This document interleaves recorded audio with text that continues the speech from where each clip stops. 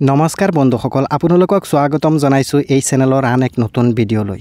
আজিৰ এই ভিডিঅ'টোৰ জৰিয়তে আপুনি অতি সহজতে আপোনাৰ হাতত থকা মোবাইল ফোনৰ সহায়ত কেনেকৈ 2005 চনৰ ভোটাৰ তালিকাখন ডাউনলোড কৰিব এই বিষয়ে আলোচনা কৰিম। তো বন্ধুসকল, আহক দেৰি নকৰি ভিডিঅ'টো আৰম্ভ কৰোঁ।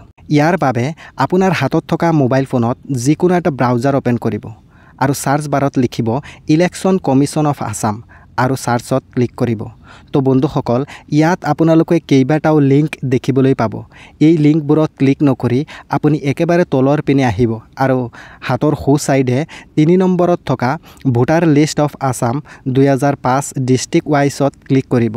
তো লগে লগে আপোনাৰ সন্মুখত যিটো প্ৰথম লিংক দেখিব, ইয়াত ক্লিক কৰিব। তো বন্ধুসকল, ইয়াত অতি সহজ পদ্ধতিৰে কেনেকৈ আপোনালোকে 2005 চনৰ ভোটাৰ লিষ্টখন ডাউনলোড কৰিব সেইটো দেখুৱাইছোঁ, যাতে আপোনালোক সকলোৱেই ডাউনলোড কৰিব পাৰে। ইয়াত আপুনি তলত থকা প্ৰয়োজনীয় তথ্যসমূহ পূৰণ কৰি 2005 চনত প্ৰকাশিত ভোটাৰ তালিকাৰ এখন প্ৰতিলিপি ডাউনলোড কৰিব পাৰিব। অনুগ্ৰহ কৰি মনত ৰাখক যে ভোটাৰ তালিকা ডাউনলোড কৰিবলৈ আপোনাৰ 2005 চন অনুসৰি জিলা, বিধানসভা সমষ্টি আৰু ভোটগ্ৰহণ কেন্দ্ৰৰ নাম বা নম্বৰ দিব লাগিব। সংশ্লিষ্ট ভোটগ্ৰহণ কেন্দ্ৰৰ ভোটাৰ তালিকা ডাউনলোড কৰাৰ পিছত তালিকাত আপোনাৰ নাম নিজে বিচাৰি উলিয়াব লাগিব।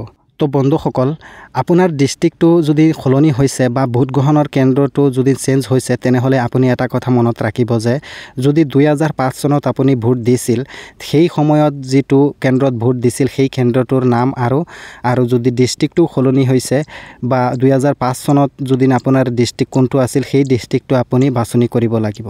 তো ইয়াৰ বাবে আপুনি আপোনাৰ ডিষ্ট্ৰিক্টটো সিলেক্ট কৰিব।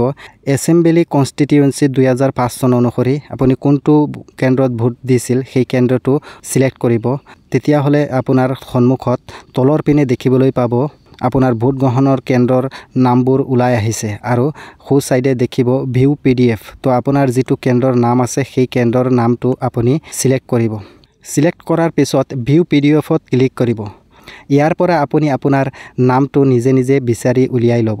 আৰু যদি আন কোনোবাৰো বন্ধু বান্ধৱী বা ঘৰৰ কোনোবাৰ চাব বিচাৰে, তেনেহ'লে আপুনি ইয়াৰ পৰাই বাছনি কৰি ল'ব পাৰিব। তো ইয়াত আৰু এটা কথাই জনাই থওঁ যে ইয়াত আপোনালোকক ডাউনলোড কৰাৰ অপশ্যন দিয়া নাই। তো যোনে ডাউনলোড কৰিব বিচাৰে কেনেকৈ কৰিব, ইয়াৰ বাবে আপোনালোকে সকলোৰে ওপৰত 3 ডটত ক্লিক কৰি শ্বেয়াৰ অপশ্যনটো দেখা পাব। শ্বেয়াৰ অপশ্যনত ক্লিক কৰাৰ লগে লগে আপোনাৰ সন্মুখত কপি, প্ৰিণ্ট আৰু চেণ্ড ডিভাইচ, ইয়াত আপোনালোকে প্ৰিণ্ট কৰিব যিহেতু নোৱাৰে, কিয়নো সকলোৰে প্ৰিণ্টাৰ ঘৰতে নাথাকে, সেইবাবে আপোনালোকে হাতৰ সোঁ চাইডে থকা 3 ডটত ক্লিক কৰি সেভ এজ PDF কৰিব। তো আপোনালোকে দেখা পাব তলৰ পিনে সেভ বুলি আহি গৈছে। তো সেভত ক্লিক কৰিব। সেভত ক্লিক কৰাৰ লগে লগে আপোনাৰ ডকুমেণ্টটো আপোনাৰ ফোনৰ গেলাৰীত সেভ হৈ যাব। তো ইয়াৰ পৰা আপোনালোকে বেক আহিব। বেক আহি পেলাই আপোনাৰ ফোনৰ যিটো ডকুমেণ্ট ফাইল আছে সেই ফাইলটো অপেন কৰিব। সেই ফাইলটো অপেন কৰাৰ লগে লগে আপুনি প্ৰথমতেই দেখা পাব যিটো আপুনি সেভ কৰিছিল সেই PDFটো। তো ইয়াত আপোনালোকে ক্লিক কৰাৰ লগে লগেই আপোনাৰ সন্মুখত পুৰা লিষ্টখন ওলাই আহিব। ইয়াত আপোনালোকে আপোনাৰ নিজৰ নাম বা আন কোনোবাৰ নামো চাই দিব পাৰিব। তো বন্ধুসকল, ভিডিঅ'টো ভাল লাগিলে লাইক, শ্বেয়াৰ, কমেণ্ট আৰু চেনেলটো ছাবস্ক্ৰাইব কৰিবলৈ নাপাহৰিব।